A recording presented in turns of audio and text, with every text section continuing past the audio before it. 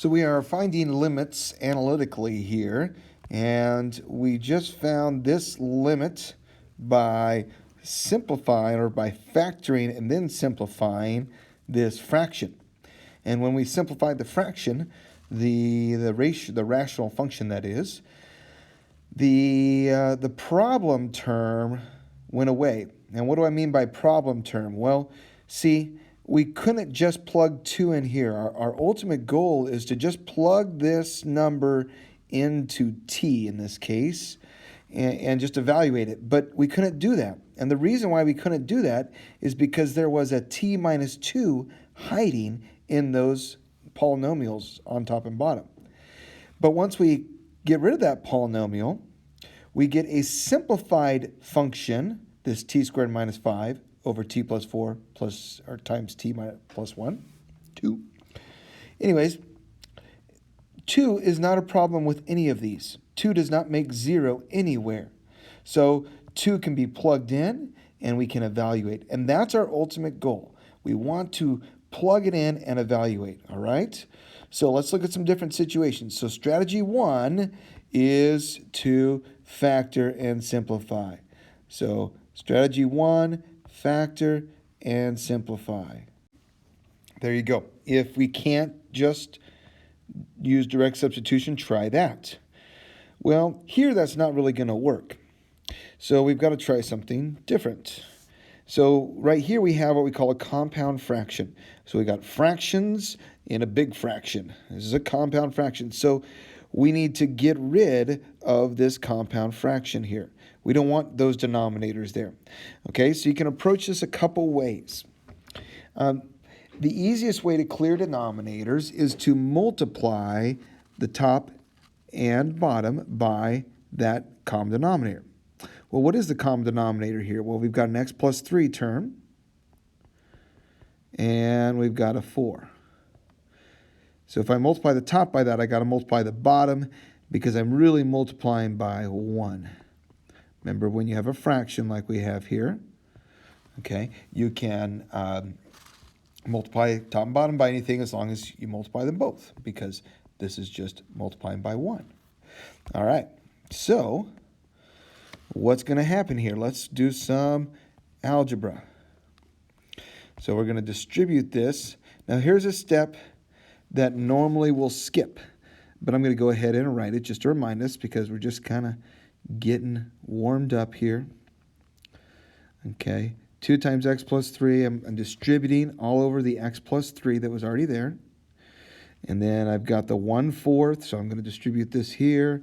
So I'm going to have x plus 3 times 4 times the 1, which we don't need to write, all over 4. And on the bottom, well, there's nothing to do there other than just put them all in there. Don't multiply these out. Leave them factored. Okay? You don't want to make a mess where you don't need it. Now I'm going to copy down this limit as x goes to 5 because we're saying this limit is the same as this limit. All right? They're equal. The limits are equal, not the expressions, the limits. All right. So now let's clean that up on the top and bottom. So we're going to 5. Okay. Here, that cancels, and I got 2 times 4, which is 8. Here the 4 cancels, so I got minus x plus 3. On the bottom, nothing cancels. But notice that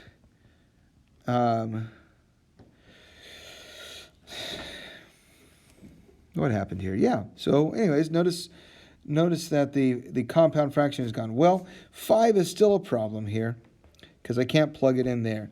So I've got to keep going. Let's distribute that negative. And I'm going to have 8 minus 3, which is 5. I'm copying my limit down. Limit as x goes to 5. And that is 8 minus 3 is 5 minus x all over x minus 5 times x plus 3 times 4. Now, we want to get rid of this x minus 5. That is the problem. And these look really close. Can I cancel these? Not quite. They're a little different. So I've got one more step to do here, and we're going to work a little magic here. And what we're going to do is we're going to factor, and what we're going to factor out is a -1. So if I pull a -1 out of here, if I divide both these terms by -1, I'm going to get x minus 5. Let's check that out. -1 times x is -x. -1 times -5 is +5. And that's good news because now these are going to cancel. So that x minus 5 and that x minus 5 cancels. And so now we have this function that says the limit as x goes to 5 of -1 all over x plus 3 times 4. Now we can substitute. We can put 5 in. 5 is not a problem anymore. So let's just do our direct substitution. We plug in 5 and we have 8 times 4. And that just gives us -1/32. Okay, so we want to get rid of the compound fraction by multiplying by the common denominator here. Once the compound fraction is gone, we've got to clean it up and hopefully cancel out the term that is causing the problem. All right, so the key here is eliminate the compound fraction, and then hopefully factoring and simplifying will get rid of that. All right, well, how about here? There is no compound fraction. So first thing we do is we try to substitute the 4. And when we substitute the 4 here, we get 0 on bottom. And we substitute the 4 in here, we get the square root of 4, which is 2, minus 2, which is 0. Okay? So we get 0 over 0. So direct substitution didn't work. Well, what we need to do here is we need to take our limit, and we're going to need to get rid of that square root. So you probably remember doing something called rationalizing the denominator. Well, now we're going to do some rationalizing the numerator. So we got square root of x minus 2 all over x minus 4. We want to make this square root disappear. Well, we can't square the top and square the bottom. That doesn't work. But we probably have some experience in pre-calculus in Algebra 2 of multiplying by the conjugate. So we want to multiply by the conjugate, the square root of x plus 2. And what you multiply the top by, you need to multiply the bottom by. So the square root of x plus 2. So what happens is we multiply this out, and when we distribute this here, now I'm going to leave the bottom factored, but the top I want to distribute. I'm going to get square root of x, and square root of x is x. And then I'm going to get square root of x plus 2. And then we're going to get -2 square root of x. And then -2 times positive 4 is, or -2 times positive 2 is -4. So what's happening here? Look at that. These go away. Now, by the way, you might remember that a plus b times a minus b is a squared minus b squared. So we can jump right to this. We don't really need to FOIL that out, hopefully. And we just see that it is going to be the square the first one, square the second one. And we end up with x minus 4 there. All right? And that's great. And now you see why I did not want to multiply out the bottom. Don't multiply out the bottom. Leave that alone, because that x minus 4 is going to go away. Make sure you leave a 1 behind.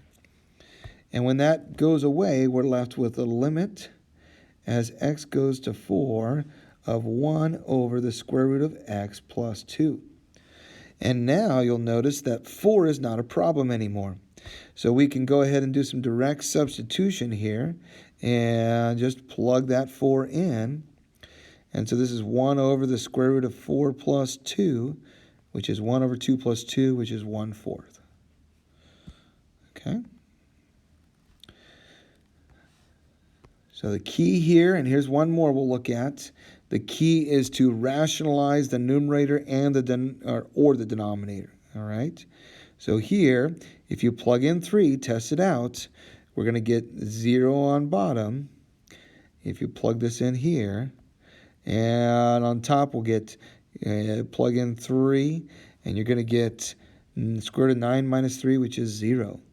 So we have to change the way it looks. You cannot just do direct substitution. So the square root of x plus 6 minus 3 all over x minus 3. Well, we want to get rid of that square root.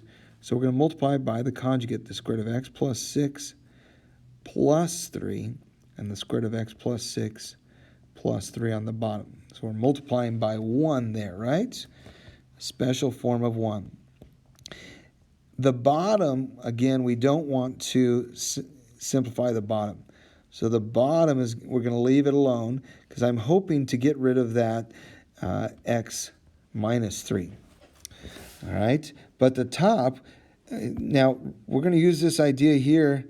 Well, we know a plus b times a minus b equals a squared minus b squared. Here is our a and our b, a and our b. So when you multiply this out, you're going to get the first thing squared, which is x plus 6. I'm not going to write the middle terms because they're just going to drop out. Okay, the minus 3 and the positive 3 times the square root. And then we're going to get a minus 3 times 3, 9. That's our b squared. A squared, b squared. Okay, so what happens here? We're almost there now. Limit as x goes to 3 of x minus 3, just clean that top up, all over x minus 3 times the square root of x plus 6 plus 3. All right, and look at that. Those are going to cancel. Leave a 1 behind. And we have the limit as x goes to 3 of 1 over a square root of x plus 6 plus 3. Okay, and that we can use direct substitution. We get 1 over the square root of 3 plus 6, which is 9. So it's going to be the square root of 9, which is 3 plus 3, which is 6. All right, so the key there, our third step is to, or our third strategy I should say, is to rationalize the numerator. All right, so 3 strategies: factor and simplify. Number 2, eliminate the compound fraction if there is one. And number 3, rationalize the numerator. Okay, so that's the idea. All right, so that brings us down to some 3 basic steps. The question is, when we're looking for a limit, can you evaluate it by direct substitution? In other words, can you plug that c value in? Does it exist? Then it's the limit. If that f of c doesn't exist because we get 0 over 0 or something else that we can't compute, then we need to find another function that is equivalent at everywhere except for that value c. Then the limit of the original function f of x is equal to the limit of the g of x, the new function that we've made, and we can just use direct substitution. If all else fails, we can use a table or a graph, but that's really just as a good check. All right, this is going to take some practice, so hang in there, and you'll get it once you recognize these several common cases.